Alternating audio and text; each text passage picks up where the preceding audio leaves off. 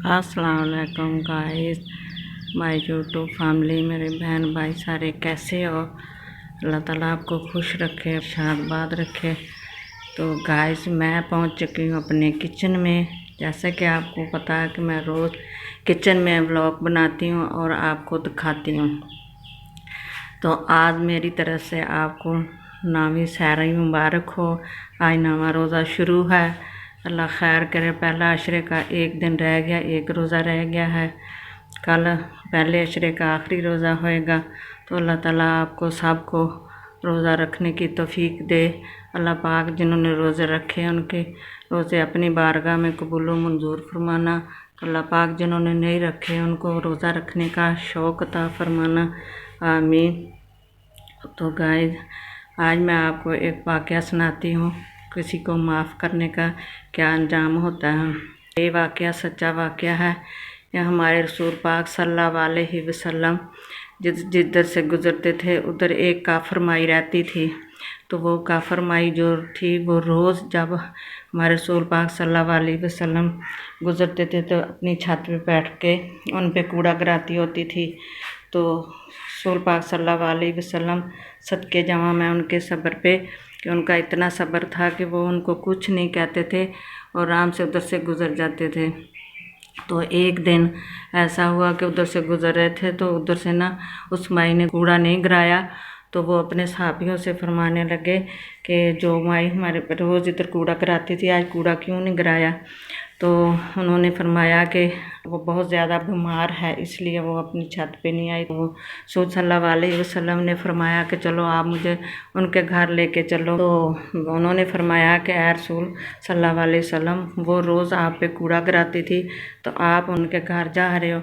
तो उन्होंने फरमाया कि मेरे अल्लाह का फरमान है कि जो कोई बीमार है उसके पता करने के लिए उसके घर जाओ तो अल्लाह ताला खुश होता है। तो ये मैं आपके अल्लाह ताला का हुक्म मानता हूँ। तो चलो उनके घर चलते हैं।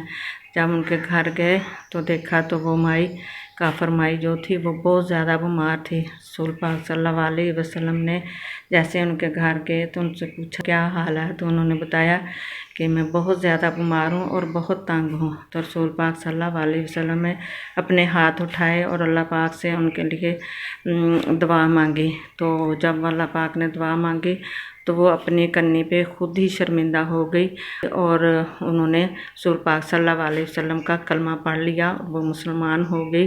तो और अल्लाह का शुक्र अदा किया कि मैं दोज़ख की तरफ जा रही थी, मुझे अल्लाह ने जन्नत की तरफ मोड़ दिया। तो ये होता है कि किसी को माफ़ कर दें। माफ़ करने का ये अपना ऐसा तरीका अपनाएं कि वो खुद ही शर्मिंदा हो जाएं और वो अपने बुरे रास्ते से हट के नेक रास्ते पे आ जाएं। तो ये था गाइस मेरा आज का व्लॉग। तो अब मांग लेते हैं दुआ। या अल्लाह पाक नबी पाक के सदके या अल्लाह पाक हमारी बख्शिश अता फरमाना। या अल्लाह पाक ये रहमतों वाला अशरा जा रहा है, इस अशरे के सदके या अल्लाह पाक हमारे सारे गुनाह माफ़ फरमाना, हमें अपनी रहमतों से नवाजना। या अल्लाह पाक तू हर एक की सुनने वाला है। या अल्लाह पाक हमारे शफा देना। या अल्लाह पाक हर बे औलाद को औलाद देना। या अल्लाह पाक हर बे औलाद को औलाद देना। या अल्लाह पाक एक मेरा करीबी है, मैं उनका नाम नहीं ले सकती। या अल्लाह पाक तू तो उनका नाम जानता है, उनको औलाद देना। उनके पास औलाद नहीं है, उनको औलाद देना। या अल्लाह पाक मैं उनके लिए बहुत ज़्यादा परेशान हूँ। या अल्लाह पाक उनको नेक औलाद देना। अल्लाह पाक तूने खुद फरमाया है कि जो कुछ मांगना है मेरे से मांगो, मैं देने वाला हूँ। तो या अल्लाह पाक इस रमज़ान के सदके मैं तेरे से ही मांग रही हूँ कि अल्लाह पाक उनको नेक औलाद देना, क्योंकि वो मेरे बहुत करीबी हैं। अल्लाह पाक तेरे से ही मांग रही, तू ही देने वाला है। या अल्लाह पाक हमें माफ़ फरमा देना। या अल्लाह पाक हर दी जायज़ ख्वाहिशें पूरी करना, आमीन। तो ये था मेरा आज का ब्लॉग। तो गाइस आइंदा मिलेंगे अगले ब्लॉग के साथ 10वें रोज़े के साथ। तो जब तक अपना रखना ख्याल, मुझे रखना दुआ में याद।